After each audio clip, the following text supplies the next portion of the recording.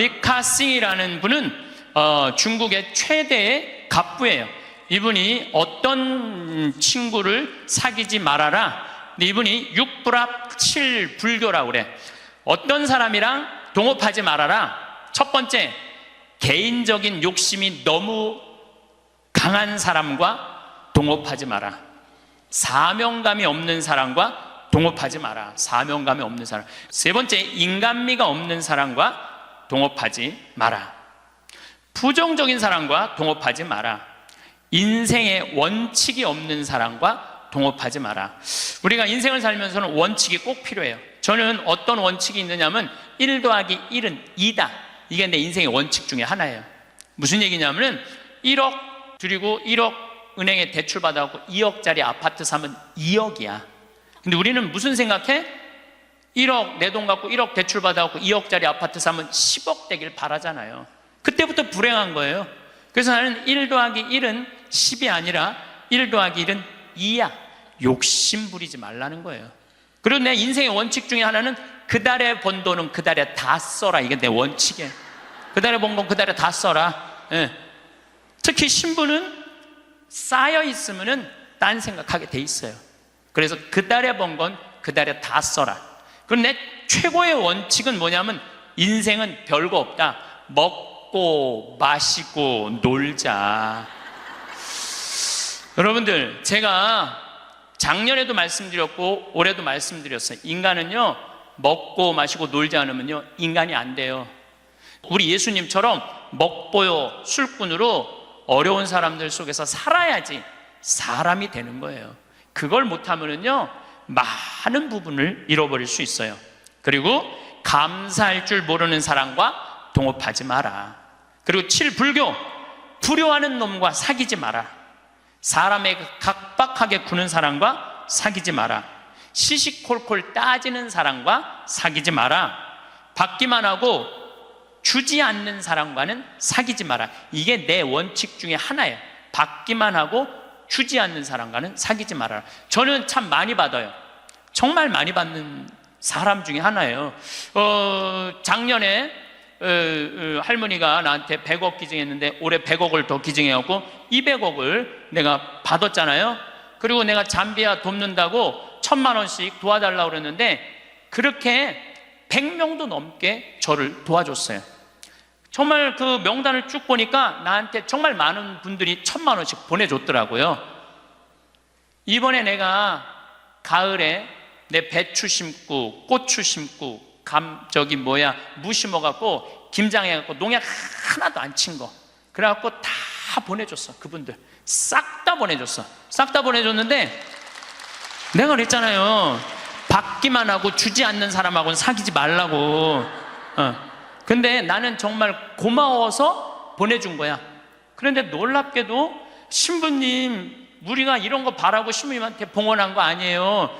이거 받고 그냥 있을 수가 없어요. 그래갖고 또 돈을 그분들 중에 보내준 게 2천만 원이 또 넘어. 신기하죠.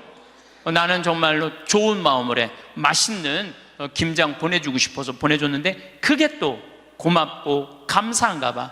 인생은 그렇게 즐거운 거죠. 아부를 잘하는 사람과는 사귀지 마라. 권력자 앞에 원칙 없이 구는 자와 사귀지 마라. 동정심이 없는 사람과는 사귀지 마라. 그러니까 우리가 여러분들 친구를 잘 사귀어야 돼. 친구를 잘못 사귀면은 인생을 망가뜨릴 수밖에 없어요. 나는 과연 내가 내 모습을 볼 수 없다면 내 모습을 볼 수 있는 사람, 나는 누구를 지금 선정하고 살아가고 있는가? 저는 중학교 1학년 때 세례를 받았어요. 그러면은 세례 받기 전에 저는 어땠느냐? 저는 초등학교 때 그 흔한 반장, 부반장 해봤던 적이 없어요. 우리는 초등학교 때 한 반에 70명이었기 때문에 줄반장도 굉장히 중요한 자리였어요. 근데 줄반장도 해봤던 적이 없어요. 저는 우등상도 타봤던 적이 없는 아이예요. 그야말로 볼품 없는 아이였어요. 성격은 어땠느냐? 우리가 4형제였는데 우리 집에 제가 막내였어. 막내니까 성격이 까칠했어요. 나 하고 싶은 대로 다 했어요. 형들도 누나도 다 봐주고, 아버지, 어머니 좀 달랐지만은, 내가 그 밥 먹다가 신경질이 나면은 숟가락 밥그릇 던지는 건 예사도 아니었어요. 그냥 던졌어. 그냥 그렇게 아주 까칠했어요, 제가. 예. 그런데 중학교 1학년 때 세례를 받으면서 나는 내 인생에 어마어마한 거울을 만난 거예요. 어떤 거울을 만났느냐면 예수 그리스도라는 거울을 만난 거예요. 예수 그리스도라는 거울을 비춰보니까 내가 남에 대한 배려도 할 줄 모르고, 사랑도 할 줄 모르고, 이해심도 없고, 이기적이고, 지랄 맞고, 아주 볼품이 없는 인간이었어요. 그러면서 자꾸 나 자신을 들여다보기 시작했어요. 정말로 부끄럽더라고요. 더욱이 예수님은 그 어린 나이에 중학교 1학년 때 예수님이 십자가에 못 박혀 나를 위해서 돌아가셨다는 게 얼마나 나한테 감동적이었는지 몰라요. 감동적이지 않아요, 여러분들? 남도 아니고 나를 사랑하기 때문에 저 고통을 겪으신 예수님, 그런데 도대체 나는 뭐하고 살았느냐? 나 하고 싶은 대로, 신경질 부리는 대로 다 부리고, 집안 식구한테 땡깡 필 거 다 피고, 남 함부로 판단하고, 정말로 나 자신이 볼품이 없더라고요. 그래서 저는 저를 계속 들여다보기 시작했죠. 예수 그리스도라는 거울에. 그러면서 저는 15살에 사제가 되기로 결심을 해요. 내 인생이 너무 많은 영향을 미친 주님의 제자가 돼야 되겠다. 그래서 15살에 뜻을 세운 거죠. 공부하겠다는, 사제가 되겠다는, 지우학한 거예요. 공자님 말씀대로 15세이 지우학한 거예요. 뜻을 세운 거야. 내가 사제가 되겠다고 뜻을 세우고 나니까 내 인생에 대해서 고뇌하게 되더라고. 고뇌. 여러분들 인생에 고뇌해야 돼요. 소크라테스는 뭐라고 그러냐면은 자기 삶에 대해서 고뇌하지 않는 인간은 인간이 아니라고 그랬어요. 자기 삶에 대해서 내 삶이 지금 잘 살고 있느냐, 잘 살고 있지 않느냐 고뇌하지 않으면은 그 삶은 가치가 없다고 그랬어요. 가치가. 여러분들은 지금 살고 있는 삶이 가치 있어요, 가치 없어요? 고뇌해야 돼요. 내가 정말 가치 있는 삶을 살고 있는가? 제가 30에 31입이라고 그래요. 30에 신부가 됐어. 이제 뜻을 신부가 됐으니 얼마나 좋아. 그런데 내 인생에 가장 많은 실수를 저지른 게 30이에요. 30대 때 나는 내 강의 때 핸드폰이 울리면 가만히 놔두질 않았어요. 미사할 때 핸드폰 울리잖아요. 이 거룩한 시간에 무식하게 핸드폰도 안 꺼놓고 분심 들게 한다고. 한 번은 이렇게 거양성체를 하는데 핸드폰이 울리더라고요. 딱 내려놓고 내가 뭘 했겠어요. 일주일에 한 번 거룩하게 기도 한번 해보겠다는데 그놈의 핸드폰을 안 꺼놓느냐고. 무식하게 남들 정신 산란하게. 근데 미사가 끝났는데 자매 하나가 와서 신부님 죄송하다는 거예요. 뭐가 죄송하냐니까 우리 남편 핸드폰이라는 거예요. 그래서 남편 핸드폰이면 남편이 와야지 왜 당신이 오느냐? 남편이 손이 없냐? 발이 없냐? 입이 없냐? 그랬더니 이 자매 하는 말이 신부님 우리 남편은 청각장애자라는 거예요. 따라서 말도 못하는 거예요. 항상 진동으로 해놓는데 풀린 거야. 풀리고 난 다음에 자기도 모르고 아내도 몰랐던 거야. 너무 죄송하다고 신부님 미사 때 분심 들게 해서. 내가 그날 이후부터 지금까지 내 강의 때 핸드폰 울려도 한 번도 신경질을 부린 적이 없어요. 한 번도. 근데 30대 때는 그랬어요.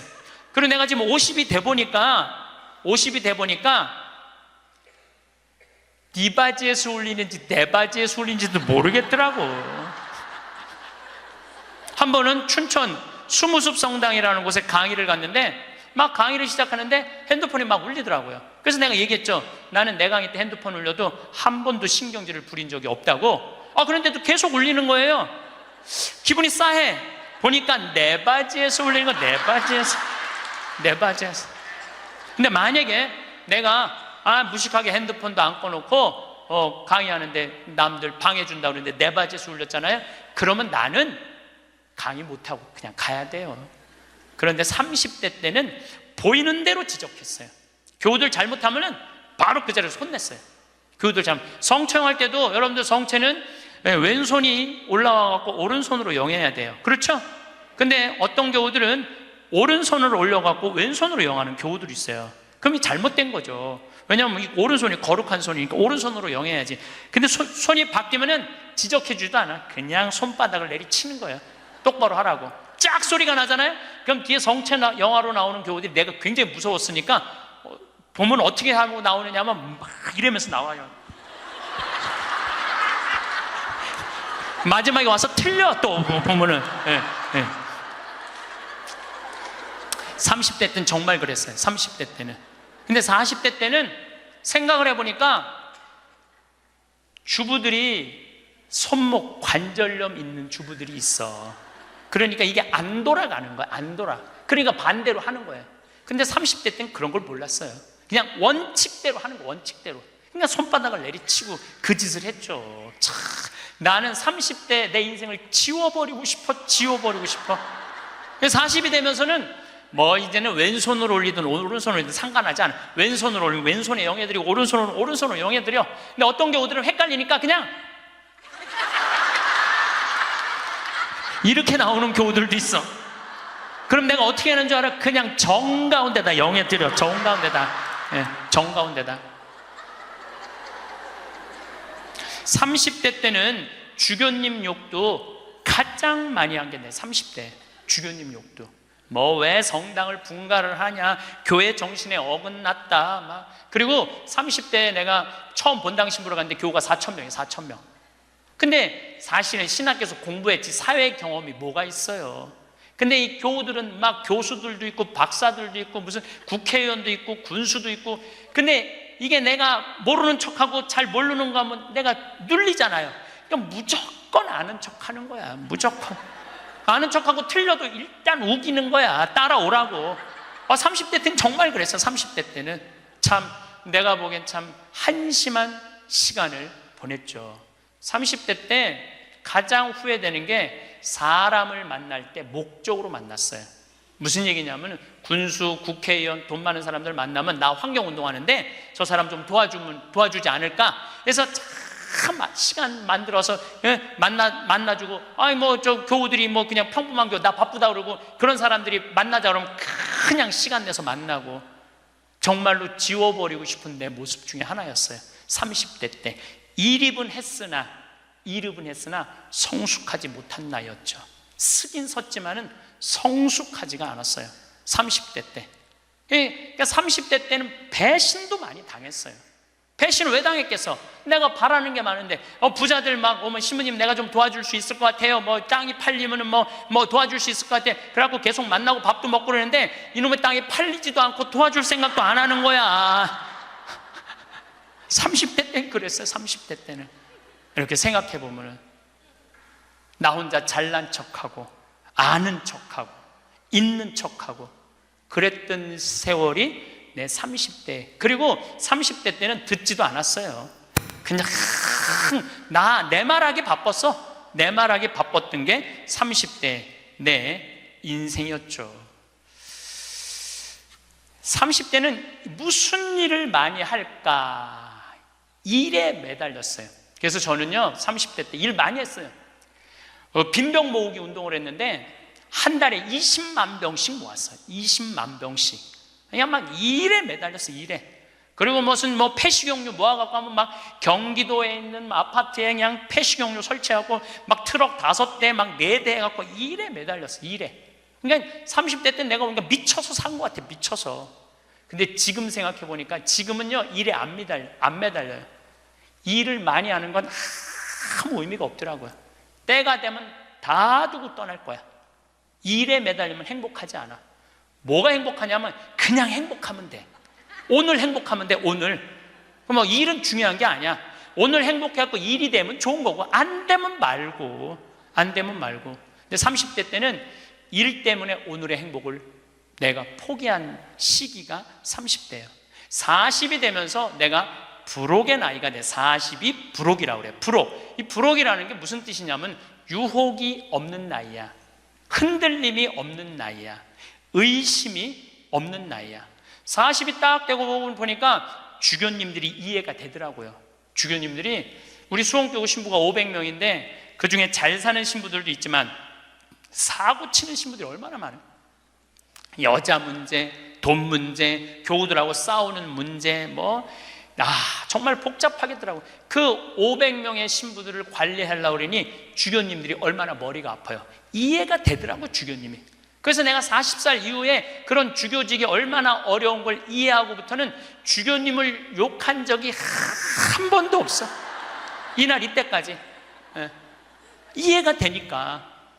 그리고 유혹이라는 게 뭐예요? 불혹이라는 게 뭐예요? 신앙에서도 별로 유혹받을 게 없어. 하느님에 대한 확신, 하느님이 이 세상에 오셨고 예수님 부활한 거에 대한 확신, 그리고 하늘나라 올라가셔서 우리 인생에 관여하고 있는 거에 대한 확신. 요즘 예수님 부활에 대한 확신이 왜 더 드느냐면은, 여러분들, 예수님이 십자가에 못 박히기 전에 매질 당했다고 그래요. 채찍질. 그게 가죽으로 끝에 양뼈 조각, 쇠 조각이 있어요. 한 대 때리면은요, 이 등에 살점이 다 묻어나고 뼈 조각이 다 드러나. 한 대 맞으면. 그래서 40대 이상 맞으면 죽는다고 그래요. 근데 예수님이 그 40대, 39대를 맞았다는 거야. 그러니까 예수님 십자가에 올라가기 전 이미 이 피가 너무 많이 흘러갖고 등에 살점이라는 게 거의 없는 상태야. 그리고 십자가에 매달렸을 때 손목에, 손바닥에 못 안 박아요. 손목에 박지. 왜냐하면 떨어지니까. 이건 찢어져고 금방 떨어지거든. 손목에 박으면 온갖 신경, 동맥, 정맥 다 지나가는 거야. 이 뼈가 양쪽에. 그리고 그 숨 쉬고 이러는 게 너무너무 힘들어갖고 숨이 막혀 죽는 거거든요. 근데 3일 만에 부활했잖아요. 3일 만에 부활을 했다고 3일 있다가 이제 계속 마리아 막달레나한테도 나타나고 베드로하고 요한한테도 나타나고 막 그러잖아요. 내가 보기에는 그 정도 맞았으면 3일 후에 부활하고 난 다음에 1년은 누워 있어야 돼. 그렇지 않아요? 1년은 내가 보기엔 누워 어딜 돌아다녀. 근데 막 갈릴레아도 갔다가 막 여기도 갔다가 무슨 엠마오도 막 그러잖아요. 확실히 우리가 생각하는 거와 다른 모습으로 부활하신 거예요. 우리가 생각하는 거 완전히 다른 모습으로 부활하셔서 제자들한테 11번 나타나시거든요. 그러니까 나는 그런 미혹되는 게 없는 나이가 40이 돼서 참 좋더라고요. 40이 돼서 너무 좋았던 것 중에 하나가 돈에 대한 유혹이 없는 거야. 30대 때는 돈 많은 사람 막 만나고 막 그랬는데 이제는 40이 되면서부터 다 소용없더라고. 보니까 돈 많은 사람 폰만 썼지 안 도와줘요. 진짜 소중한 분들은 누구냐면 바로 여기 계신 여러분들. 정말로 우리 생태마을에 후원하는 분들이 10,000명이거든요. 그분들 3,000원, 5,000원이야. 근데 그분들이 20년 동안 나를 후원해 줬는데 100억이 넘더라고. 그 후원도. 그분들이 나한테는 보물이라는 생각이 40대 들어서 생각이 나는 거야. 그러니까 지금은 부자가 오든 가난한 사람이 오든 폼을 쓰는 사람이 오든 폼을 안 쓰는 사람이 오든 아무 상관이 없어. 불혹이죠. 유혹받지 않는 거예요. 의심 가는 것도 없고 유혹받지 않는 거. 그러니까 마음 안에 미운 사람이 없으니까 뭐가 있냐면 평화가 있더라고. 평화. 오늘 같은 경우 1,500명도 넘는 또 명동 대성당에 강의할 때 꼭 올라오기 전에 거울을 봐요. 머리는 잘 정리됐는지. 그리고 제일 중요한 거는 바지에 자꾸는 올라갔는지. 네, 이거 제일 중요하게 여겨요. 만약에 내가 바지에 자꾸가 내려가잖아요? 그럼 여러분들은 눈은 여기 와 있고 생각은 딴 데가 있는 거예요. 딴 데. 저 신부님 저거 바지에 자꾸 내려갔는데 내가 아무리 좋은 얘기를 해도 여러분들 귀에 들어가지 않아요. 무슨 얘기냐면 남 앞에 나설 때 나 자신을 점검하는 일은 참으로 중요한 일이에요. 여러분들도 오늘 나오실 때 거울 한번 보셨어요? 안 보셨어요? 명동 성당에 오는 건데. 그렇죠? 제가 한 2년 전에 어느 천주교가 아닌 일반 기관에 강의를 갔어요. 근데 거기는 저를 초청하고 싶어서 2년 동안 섭외를 하다가 내가 2년 만에 시간이 돼서 그 기관에 갔어요. 갔는데 딱 나를 맞이하는 분을 보면서 정말로 나를 정말로 애타게 기다렸구나 한눈에 알아보겠더라고요. 왜 한눈에 딱 알아봤느냐 하면은 얼굴에 화장을 어마어마하게 했어. 얼굴에 이 마스카라를 얼마나 말아 올렸는지 눈이 막 뒤집어지려고 그래. 네, 눈이. 볼에 얼마나 예쁜 색깔을 칠했는지. 근데 이분이 루즈도 굉장히 짙게 발랐어요. 루즈도. 그런데 루즈를 굉장히 두껍게 발랐는데 바빴는지 루즈가 입술에서 선에서 벗어나갖고 살짝 올라왔어. 2시간이었는데 1시 반에 거기 가서 커피를 30분 동안 마시는데 30분 동안 무슨 얘기를 했는지 하나도 기억이 안 나요. 뭐만 기억에 남냐면 이것만 기억에 남네요. 이것만. 루즈 올라간 것만 기억에 나는 거예요. 2년이 지난 지금도 그분을 생각하면 아무 생각이 안 나. 뭐만 생각나냐면 이것만 생각이 나. 이것만. 그분이 굉장히 그날은 그 지역 기관장들 초청 강의 날이었어요. 그렇게 중요한 날에 나설 때 화장을 하고 난 다음에 거울을 한 번만 점검을 했다면 나한테 이 느낌을 주지 않았을 텐데. 근데 더 슬픈 건 뭐였느냐 하면 그 사무실에 직원이 8명이 있었어요. 8명이 있었는데 아침부터 그걸 봤을 거예요. 근데 아무도 얘기해 주지 않은 거예요. 선생님, 지금 루즈가 선에 벗어났어, 입술에서. 그러니까 화장실에 가서 화장 좀 고치세요 라고 말을 해줬다면 이분은 그 창피를 당하지 않았을 거예요. 우리는 인생을 살아가면서 내가 내 자신을 점검하는 일도 중요하지만 내가 나를 점검할 수 없다면 누가 나를 점검해 줘야 되냐면 친구가 나를 점검해 줘야 돼요. 그래서 여러분들 인생에는요, 친구가 참으로 중요해요. 친구. 나를 점검해 줄 수 있는 친구. 내가 지금 제대로 살고 있나? 제대로 살고 있지 않는가? 옆에서 혼내주고 충고해 줄 친구가 필요하다는 거예요. 저는 신부로 살면서 좋은 신부들이 많죠. 내 멘토가 3명이 있어요. 첫 번째 멘토 신부는 나보다 3살 나이가 많은 신부예요. 이분은 우리 수원 교구에 사회복지를 꽤 오래 하신 분이에요. 항상 장애자들하고 사시는 분이에요. 근데 이분하고 얘기를 하면은 굉장히 영성적이에요. 정말로 신비가들, 영성가들 이야기를 이렇게 해줄 때 이 신부님을 만나서 하룻밤 자면서 얘기를 하면은 하루 피정하는 기분이에요. 근데 하루는 평창 우리 생태마을에 하룻밤 저하고 이야기를 나누려고 오셨어요. 근데 갑자기 내 옷장을 딱 열어보시더니 제가 강의를 많이 하니까 양복이 많잖아요. 또 내가 한 번은 이렇게 양복이 이렇게 긴 거 이렇게 입고 방송에 나갔더니 할머니들이 신부님 저 긴 양복 입는다고 양복을 맞춰서 보내준 양복도 많아. 평창까지. 그러니까 양복이 한 10몇 벌이 있었어요. 근데 그 신부님이 이런 이야기를 저한테 하시더라고요. 황 신부, 아무리 강의하는 신부지만 양복이 너무 많은 거 아니야? 예수님은 한 벌만 입고 다니라고 그랬는데, 근데 실질적으로 그분은 양복이 2벌밖에 없으세요.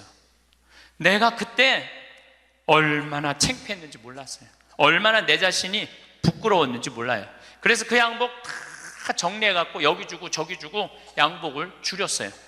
그러니까 무슨 얘기냐면은 나를 혼내줄 수 있는 신부가 중요한 거예요. 한 2주 전에 저한테 무슨 일이 있었느냐면 어떤 자매님이, 평창이 굉장히 춥거든요. 기본적으로 영하 10도에서 15도가 내려가요. 산속이니까. 그러니까 신부님 추우니까 이거 옷 하나 신부님 거 샀다고 밤에. 근데 딱 입었는데 옷이 따뜻하게 느낌이 좋더라고요. 근데 신부님 택인지 그거 띄시면 안 된다고, 혹시 수리받을 일이 있으면 그게 필요하니까 신부님도 휙 버리지 마시라고. 그래서 이제 집에 와갖고 그걸 띄고 딱 가격표를 딱 봤는데 165만 원짜리야. 어쩐지 좋더라고. 그런데 그걸 보고 누구 생각이 났느냐면 우리 베드로 신부 생각이 났어요.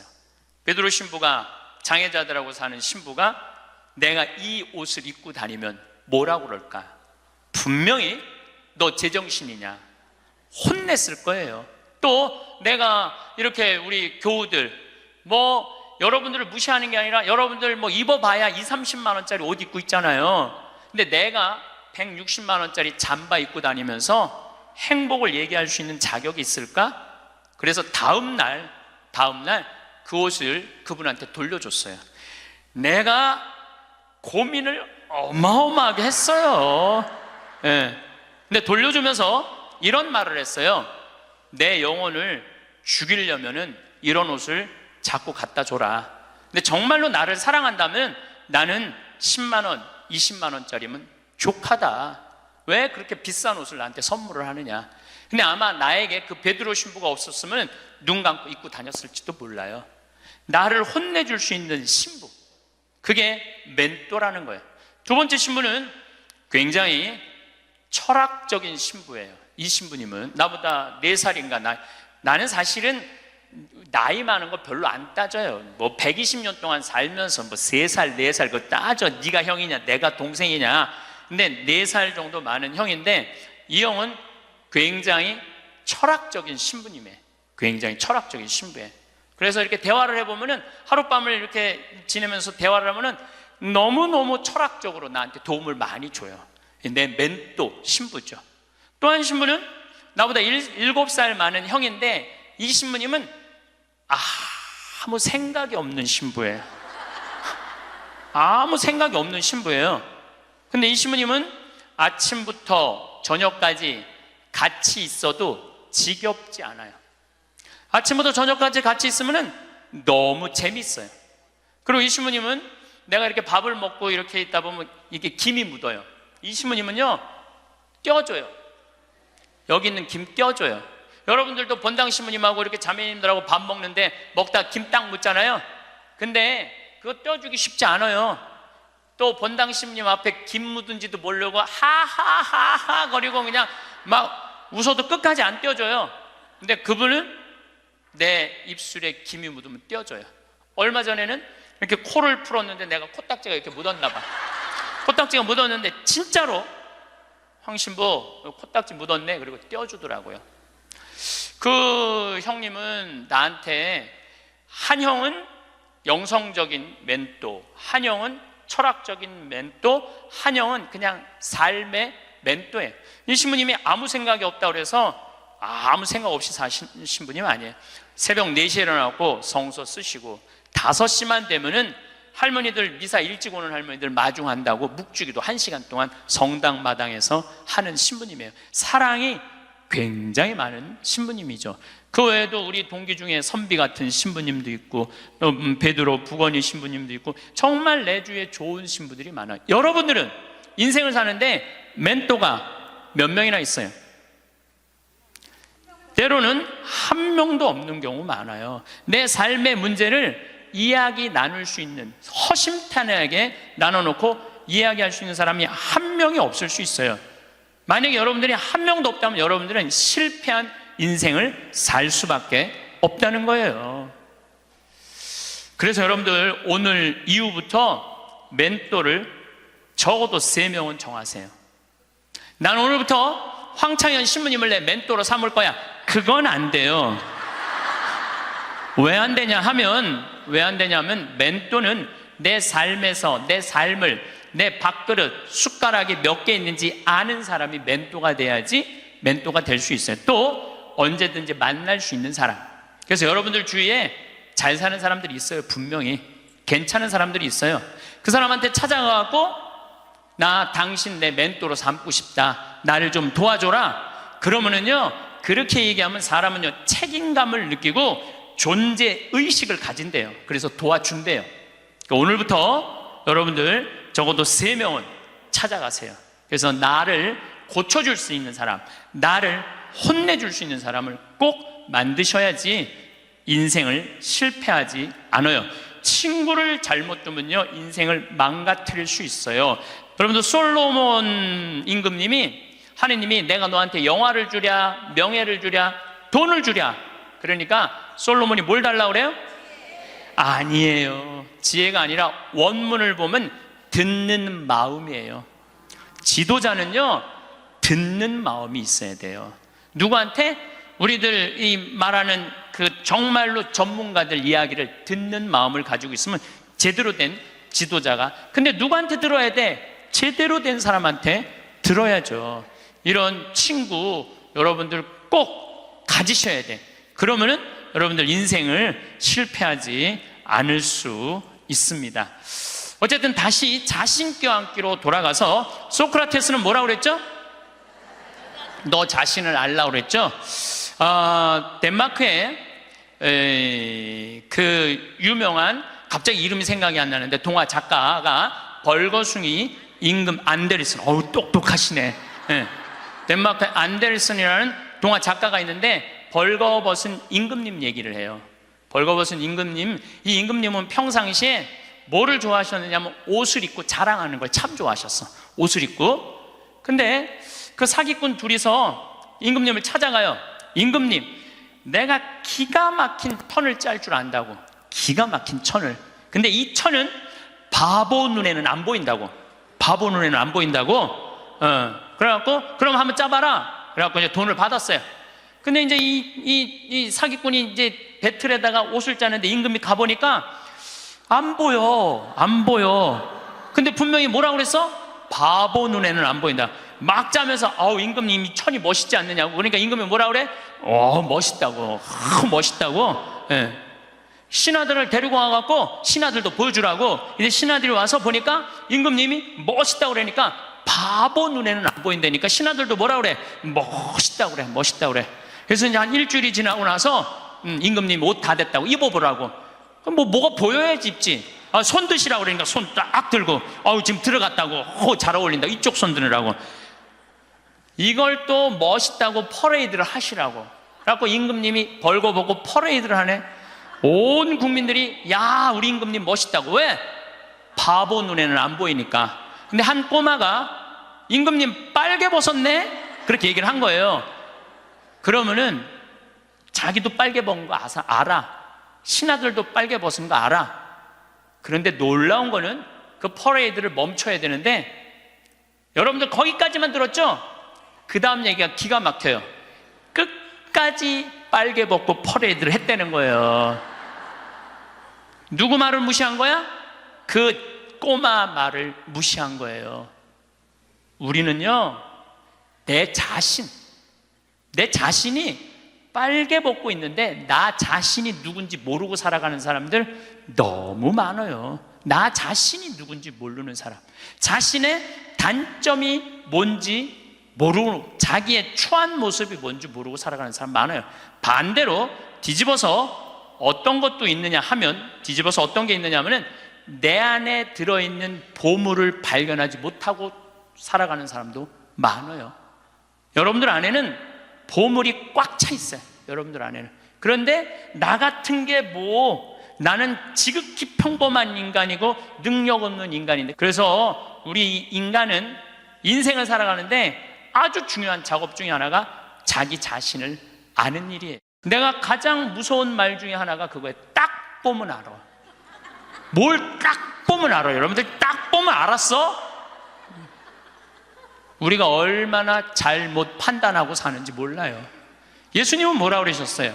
예수님은 이렇게 말씀하십니다. 마태복음 7장에 보면 남의 눈에 있는 티끌끈을 생각하지 말고 네 눈에 있는 들보 꺼내라고. 누구를 들여다보라는 거야? 자신을 들여다보라는 거예요. 그래서 내 자신이 누구냐? 이거 꼭 물어보셔야 돼요. 내 자신이 누구냐? Who am I? 내가 정말로 영어 오래간만에 한번 쓰는데 Who am I? 나는 누구이냐? 저는 천주교 신부예요. 그렇잖아요. 난 천주교 신부예요. 천주교 신부고, 과연 내가 교우들한테 뭐를 전해주는 사람이냐? 하늘나라의 기쁜 소식, 군 뉴스를 전해주는 사람이에요.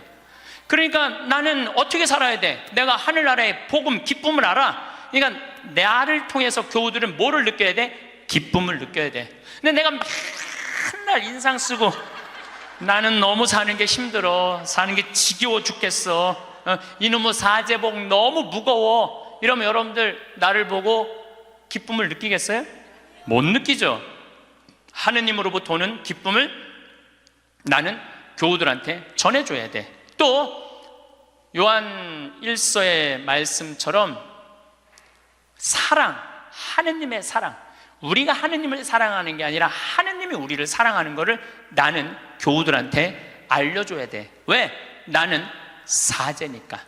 나는 사제니까 내가 누구냐를 물어봤을 때 교우들은 날 통해서 위로를 받아야 돼요. 누가 전해주는 위로? 예수님이 전해주는 위로를 받아야 돼. 기쁨을 받아야 돼.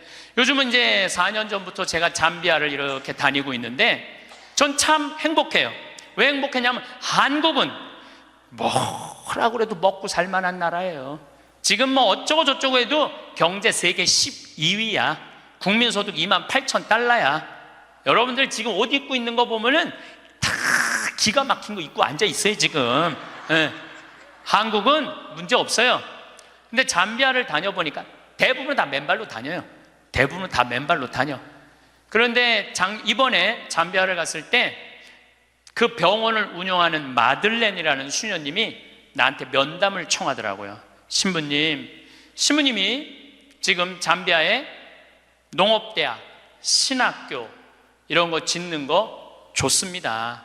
그런데 잠비아에는 어떤 아이들이 많으냐면 에이즈 걸린 아이들이 많다는 거예요. 가장 기본적인 생활도 못하는 아이들이 참 많다는 거예요. 수녀님이 눈물을 흘리면서 신부님, 우리들 에이즈 어린아이들 집 줘주면 안 되겠느냐고. 30명 정도 되는 아이들 머무를 수 있는 집을 줘달라는 거예요. 근데 제가 한 대 머리를 맞았어요.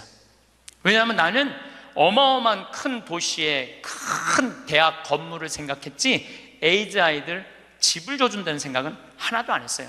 저는 혼자서 정말로 예수님한테 죄송했어요. 그리고 그 수녀님의 눈물을 보면서 가슴이 참 아팠어요. 그래서 수녀님한테 약속했어요. 내가 저 주겠다고. 내가 또 마음이 약해요. 그래갖고 이제 담도 다 치고 이제 바닥 공구리도 다 치고 이제 올라가기 시작을 했어요. 그 사진이 오는데 기분이 너무너무 좋더라고요. 그러니까 내가 누구냐라는 질문을 하기 시작하니까 내가 어떻게 살아야 되는 답이 나오는 거야. 내가 누구냐. 작년에도 내가 요맘때 여러분들한테 이런 말씀을 드렸어요. 간호대학 짓는데 30명만 나를 1,000만 원씩 도와주면은 내가 간호대학을 짓겠다고. 근데 놀랍게도 3달 만에 30명이 돈을 보내줬어요. 1,000만 원씩. 근데 그 할머니들 중에 신부님 내가 평생 모은 돈입니다. 신부님 내가 자판에서 신발 팔은 돈입니다. 내가 이렇게 모은 돈입니다. 신부님 나도 인생을 살면서 한 번은 좋은 일을 하고 싶습니다. 성당 신축금도 1,000만 원 해봤던 적이 없어요. 저는 많이 해봐야 50만 원, 100만 원인데 신부님이 잠비아에 간호대학 짓는다니까 할게요. 그래갖고 정말로 30명이 해갖고 간호대학을 다 져놨어요. 내가 오늘 여러분들한테 또 한 번 사랑을 실천할 기회를 드릴게요. 이번에는 30명도 아니야. 20명이야. 20명. 우리 에이즈 이름은 라파엘의 집이에요. 치유 수호천사 라파엘의 집을 여러분들이 봉헌하면은 이제 내가 그분들 나중에 다 잠비아 데리고 갈 거야. 물론 비행기표 본인이 내야 되겠지만은 다 잠비아 데리고 갈 거야. 그래서 내가 낸 돈이 얼마나 귀하게 쓰여지는지. 그래서 나는 누구인가? 나는 천주교 사제로서 어떻게 살아가야 하는 게 답이 나와요. 내가 만약에 학교 교사야. 학교 교사면은 어떻게 해요? 나는 아이들한테 뭘 가르쳐 줘야 돼? 인생을 살아가는 방법을 가르쳐야 돼. 어떻게 살아야지 참답게 사는 방법을 가르쳐야 돼. 행복이란 과연 무엇일까요? 많은 사람들이 행복을 찾기 위해 외부로 눈을 돌립니다. 더 많은 성취, 더 많은 인정, 더 많은 소유를 통해 행복에 이를 수 있다고 생각하지요. 하지만 진정한 행복은 그보다 훨씬 가까운 곳에 있습니다. 바로 우리 안에 말이지요. 자기 자신을 올바로 사랑하고 이해하는 것이 진정한 행복의 시작입니다. 이것은 단순한 자기만족이나 이기심과는 전혀 다른 개념입니다. 자신을 사랑한다는 것은 자신의 부족함을 인정하면서도 그럼에도 불구하고 자신에게 친절하게 대하는 것을 의미합니다. 또한 이러한 자기 사랑을 바탕으로 다른 사람들과 건강한 관계를 맺어나가는 것이 진정한 행복으로 이어지는 길입니다. 많은 사람들이 자신을 사랑하는 것을 어려워합니다. 어려서부터 겸손해야 한다고 배웠고 자신을 앞세우는 것은 좋지 않다고 여겨왔기 때문이지요. 하지만 자기 사랑은 오만함과는 다릅니다. 오히려 자신을 제대로 사랑할 수 있어야 다른 사람도 진심으로 사랑할 수 있게 됩니다. 마치 빈 컵으로는 다른 컵에 물을 부어줄 수 없듯이 말이지요. 그렇다면 어떻게 자기 자신을 사랑할 수 있을까요? 그리고 그러한 자기 사랑이 어떻게 좋은 관계로 이어져 진정한 행복에 도달할 수 있을까요? 이 질문들에 대한 답을 함께 찾아가 보겠습니다. 자기 자신을 먼저 돌보고 사랑해야 합니다. 이는 이기적인 행동이 아니라 삶의 가장 기본적인 원칙입니다. 힘든 순간에 자신을 온전히 이해하고 위로할 수 있는 사람은 자기 자신뿐이라는 점을 깨달아야 합니다. 다른 누구도 여러분의 마음속 깊은 곳까지는 완전히 알 수 없기 때문입니다. 자기 자신을 돌본다는 것은 구체적으로 무엇을 의미할까요? 먼저 자신의 감정을 솔직하게 인정하는 것입니다. 슬플 때는 슬프다고 말하고 기쁠 때는 기쁘다고 인정하는 것이지요. 많은 사람들이 자신의 감정을 억누르거나 부정하려고 합니다.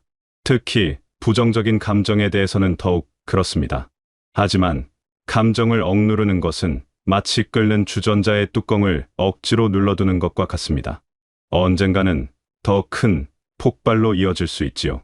자신의 감정을 인정했다면 그 다음은 자신에게 친절한 말을 해주는 것입니다. 마치 소중한 친구에게 하듯이 말이지요.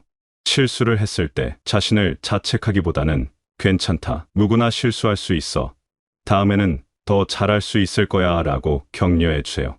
이런 자기 대화가 쌓이고 쌓여서 결국 자기 사랑의 토대가 됩니다. 또한 자신만의 시간을 갖는 것도 중요합니다. 혼자만의 시간이 외롭거나 무의미하다고 생각하지 마세요. 오히려 자신과 마주하고 내면의 소리에 귀 기울일 수 있는 소중한 시간입니다. 이 시간을 통해 진정 자신이 원하는 것이 무엇인지, 자신에게 무엇이 필요한지를 알게 됩니다. 자기 돌봄에는 신체적인 측면도 포함됩니다. 건강한 음식을 먹고 충분한 휴식을 취하며 적당한 운동을 하는 것들이지요. 이것들이 거창해 보일 수 있지만 사실은 가장 기본적인 자기 사랑의 표현입니다. 자신의 몸을 소중히 여긴다는 것은 자신을 전체적으로 사랑한다는 의미이기 때문입니다. 때로는 자신의 한계를 인정하는 것도 자기 사랑의 한 부분입니다. 모든 것을 완벽하게 할 필요는 없습니다. 모든 사람에게 좋은 사람이 될 필요도 없지요. 자신이 할 수 있는 것과 할 수 없는 것을 구분하고 그 한계를 받아들이는 것이 오히려 더 건강한 자기 사랑입니다. 자기 자신을 사랑한다는 것은 또한 자신의 과거를 받아들이는 것을 포함합니다. 과거의 실수나 후회되는 선택들을 계속해서 자책하기보다는 그것들을 통해 배운 교훈에 집중하세요. 과거는 바꿀 수 없지만 그 경험들이 지금의 여러분을 만들어낸 소중한 자산이라고 생각해 보세요. 이렇게 자기 자신을 돌보는 습관이 자리 잡히면 놀라운 변화가 일어납니다. 다른 사람의 인정이나 칭찬에 의존하지 않게 되고 자신만의 가치를 확신하게 됩니다. 이것이 바로 진정한 자신감의 근원이며 행복의 단단한 기초가 됩니다. 더 나아가 자기 자신을 사랑할 수 있게 되면 다른 사람들에 대해서도 더욱 관대해질 수 있습니다. 자신의 부족함을 인정하고 받아들였기 때문에 다른 사람들의 부족함도 이해할 수 있게 되지요. 이는 더 깊고 의미 있는 인간관계로 이어지는 발판이 됩니다. 하지만 자기 사랑만으로는 충분하지 않습니다. 인간은 본질적으로 관계적 존재이기 때문에 다른 사람들과의 건강한 관계가 필요합니다.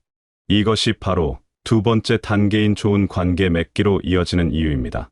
자기 사랑을 바탕으로 이제는 다른 사람들과 건강한 관계를 맺어야 합니다. 여기서 가장 중요한 것은 좋은 멘토를 곁에 두는 것입니다. 이 인생에서 올바른 길로 이끌어주고 때로는 쓴소리로 잘못을 꾸짖어 줄 수 있는 멘토의 존재가 무엇보다 소중합니다. 좋은 멘토란 어떤 사람일까요? 먼저 진정으로 여러분을 아끼는 마음을 가진 사람이어야 합니다. 단순히 자신의 이익을 위해 접근하는 사람이 아니라 여러분의 성장과 행복을 진심으로 바라는 사람이어야 하지요. 이런 사람은 여러분이 잘못된 길로 갈 때 용기 내어 지적해주고 올바른 방향을 제시해줄 수 있습니다. 또한 좋은 멘토는 여러분보다 앞서 인생의 경험을 쌓은 사람입니다.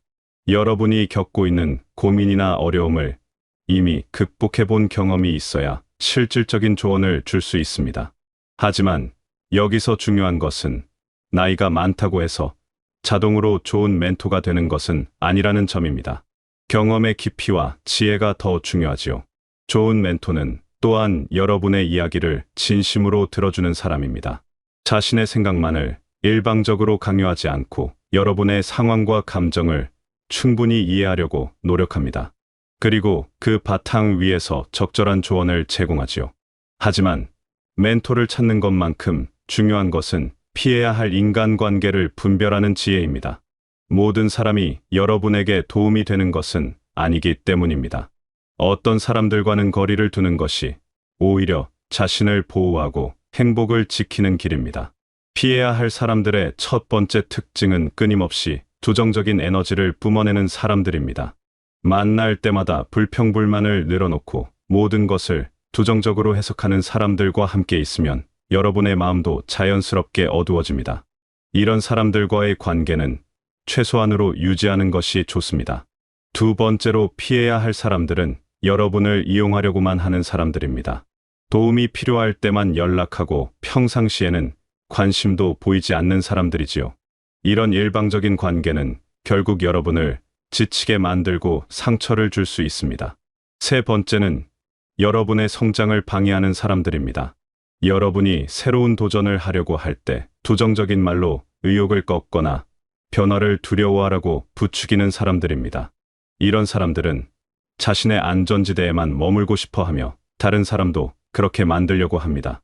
네 번째는 거짓말을 자주 하는 사람들입니다. 작은 거짓말이든 큰 거짓말이든 습관적으로 진실을 왜곡하는 사람들과는 신뢰 관계를 맺기 어렵습니다. 신뢰 없는 관계는 결코 진정한 행복을 가져다 주지 못합니다. 그렇다면 어떻게 좋은 사람들과 관계를 맺을 수 있을까요? 가장 중요한 것은 먼저 여러분 자신이 좋은 사람이 되는 것입니다. 좋은 사람들은 서로를 끌어당기는 법이니까요. 진실하고 친절하며 상대방을 존중하는 자세를 가지면 자연스럽게 비슷한 성향의 사람들이 여러분 곁으로 모여들 것입니다. 또한 관계를 맺을 때는 서두르지 않는 것이 중요합니다. 진정한 관계는 시간을 두고 천천히 쌓아가는 것입니다. 처음부터 모든 것을 털어놓거나 깊은 관계를 요구하지 말고 자연스럽게 관계가 발전하도록 두세요. 좋은 관계를 유지하기 위해서는 상호 존중이 기본입니다. 상대방의 의견이 여러분과 다르더라도 그 차이를 인정하고 존중해야 합니다. 또한 상대방의 시간과 에너지도 소중히 여겨야 하지요. 일방적으로 받기만 하는 관계보다는 서로 주고받는 관계가 되어야 합니다. 갈등이 생겼을 때 어떻게 해결하느냐도 관계의 질을 결정하는 중요한 요소입니다. 갈등을 피하기만 하거나 감정적으로 대응하기보다는 차분하게 대화를 통해 해결하려고 노력해야 합니다. 때로는 먼저 사과하는 용기도 필요하지요. 이렇게 좋은 관계들이 여러분 주변에 형성되면 삶의 질이 크게 향상됩니다. 어려운 일이 있을 때 도움을 받을 수 있고 기쁜 일이 있을 때 함께 나눌 수 있는 사람들이 생기니까요. 또한 다양한 관점을 접할 수 있어 여러분의 시야도 넓어집니다. 하지만 여기서 놓치지 말아야 할 점이 있습니다. 아무리 좋은 관계라도 여러분의 자기 사랑을 대신할 수는 없다는 것입니다. 다른 사람들의 사랑과 관심은 삶을 풍요롭게 해주지만 그것만으로는 진정한 행복에 이를 수 없습니다. 자기 사랑이 바탕이 되어야 다른 사람들과의 관계도 건강하게 유지될 수 있습니다. 지금까지 진정한 행복의 두 기둥에 대해 살펴보았습니다. 하나는 자기 자신을 사랑하고 돌보는 것이고 다른 하나는 좋은 사람들과 건강한 관계를 맺는 것입니다. 이 두 요소가 조화롭게 어우러질 때 비로소 진정한 행복을 경험할 수 있습니다. 내면적으로는 자신을 사랑하고 외면적으로는 좋은 관계를 맺는 것이 조화를 이룰 때 삶은 완전히 새로운 차원으로 발전합니다. 마치 아름다운 음악이 여러 악기의 화음으로 만들어지듯이 말이지요. 자기 사랑이라는 기본 멜로디에 좋은 관계들이 화음으로 더해져 인생이라는 아름다운 교향곡을 만들어내는 것입니다. 이러한 조화는 하루아침에 이루어지지 않습니다. 꾸준한 노력과 인내가 필요하지요. 때로는 자기 자신에게 실망하기도 하고 인간관계에서 상처를 받기도 할 것입니다. 하지만 이런 어려움들도 성장의 과정이라고 받아들이면 됩니다. 무엇보다 중요한 것은 완벽을 추구하지 않는 것입니다. 자기 사랑도 관계 맺기도 완벽할 필요는 없습니다. 조금씩 나아지고 있다면 그것으로 충분합니다. 진전이 있다면 그 자체로 축하할 일이지요. 또한 남과 비교하지 않는 것도 중요합니다. 다른 사람들이 더 행복해 보인다고 해서 여러분이 부족한 것은 아닙니다. 각자의 행복의 모습은 다를 수 있고 그것이 자연스러운 일입니다. 여러분만의 고유한 행복을 찾아가시기 바랍니다. 행복은 목적지가 아니라 여행 그 자체입니다. 언젠가 도달해야 할 곳이 아니라 매일매일 만들어가는 것이지요. 자신을 사랑하고 좋은 관계를 맺어가는 과정 자체가 바로 행복입니다. 마지막으로 기억해 주세요. 여러분은 이미 충분히 소중한 존재입니다. 무엇을 더 성취해야 하거나 누군가의 인정을 받아야만 가치 있는 사람이 되는 것이 아닙니다. 지금 이 순간의 여러분도 충분히 사랑받을 가치가 있는 사람입니다. 힘든 날도 있을 것이고 외로운 순간도 있을 것입니다. 하지만 그런 순간에도 여러분 곁에는 가장 믿을 만한 친구가 있습니다. 바로 여러분 자신이지요. 자신을 믿고 사랑하며 한 걸음씩 나아가다 보면 분명히 진정한 행복을 만나게 될 것입니다.